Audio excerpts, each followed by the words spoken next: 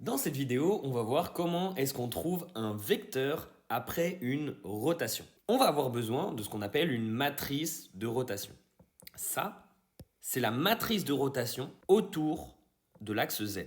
Je vous donnerai après les matrices de rotation selon tous les axes. Comment ça s'utilise? Alors, vous prenez votre vecteur de base. Ici, notre vecteur V en bleu, il va valoir 1 selon X, 0 selon Y, 0 selon Z. Et on aimerait lui faire une rotation de, disons, 90 degrés.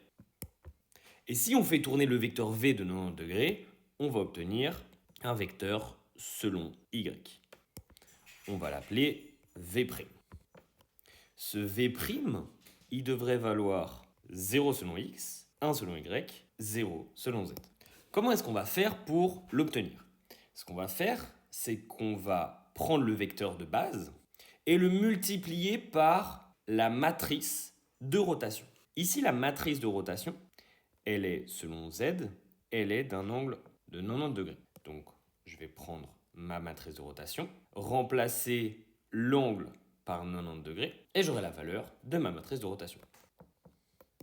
J'ai ma matrice de rotation, on se rappelle que cos de 90, ça fait 0, et sinus de 90, ça fait 1.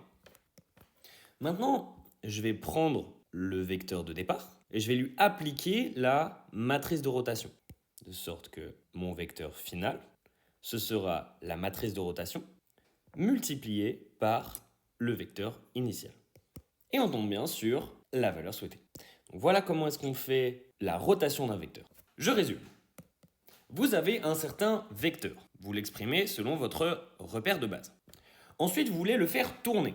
Donc vous décidez vis-à-vis de quel axe ce sera. Ça vous permet de choisir la bonne matrice de rotation. Vous venez mettre l'angle désiré, ici, et vous faites la multiplication suivante. La matrice de rotation fois le vecteur initial vous donne le vecteur après la rotation. Maintenant, si vous voulez faire tourner un objet dans à peu près toutes les directions, il y a une suite de rotations que vous pouvez faire qui a été déterminée par Monsieur Euler, grand mathématicien de... Et les trois rotations, c'est les suivantes. C'est d'abord, vous faites tourner selon un axe Z. Ensuite, depuis cette nouvelle position x', y', vous faites tourner selon l'axe x', ce sera celui-là. Et en dernier, vous faites retourner autour de l'axe z', qui sera celui-là. Si vous avez du mal à visualiser, c'est normal, ça se développe, ça se travaille comme skill. Et un petit conseil, prenez une patate et plantez des cure-dents dedans.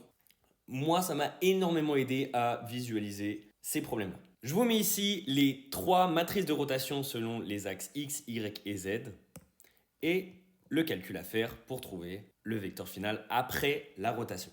Si vous avez des questions ou des commentaires, n'hésitez pas, on est là pour ça.